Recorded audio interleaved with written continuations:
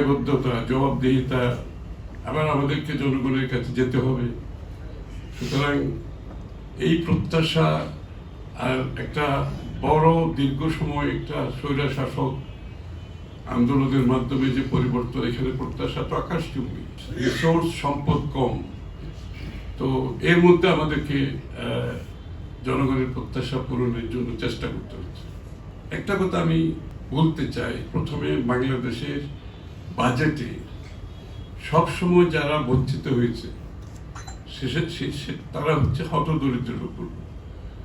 যারা নিম্ন আয়ের মানুষ তারা সবসময় বঞ্চিত, কিন্তু এবং এই কারণে আর বিশেষ করে বর্তমান প্রেক্ষাপটে যেখানে দারিদ্রতা বাড়ছে, যেখানে চাকরিহীনতা বাড়ছে, যেখানে বিনিয়োগ কমছে।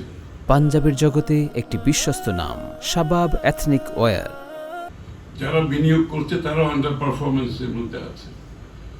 যেখানে ক্যাপিটাল মেশিনারি, প্রাইভেট ব্যক্তি খাতের ঋণের হার কমছে, সেখানে তো দারিদ্রতা আরো বাড়ছে। আমাদের প্রথমে দারিদ্রতাটাকে, দরিদ্র মানুষগুলোকে, নিম্ন আয়ের মানুষগুলোকে অ্যাড্রেস করতে হচ্ছে এখানে।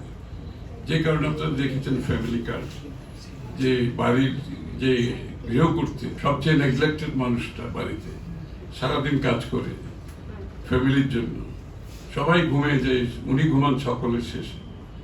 এই মানুষটার প্রতি কেউ কোনোদিন খেয়াল করে নাই, তার কোনো সামাজিক মূল্য নাই, এমনকি পরিবারও খুব একটা মূল্য নেই, কারণ তার তো কোনো আয় নেই। Income is a power, money is a power. এটা আমাদের গার্মেন্টস এর মেয়েরা একটু এম্পাওয়ার্ড কিভাবে হয়েছে, বিকজ তাদের একটা আয় আছে বলে তারা পরিবারে এম্পাওয়ার্ড হয়েছে, সমাজে এম্পাওয়ার্ড হয়েছে। আমরা ওই লোকগুলোকে অ্যাড্রেস করেছি প্রথমে।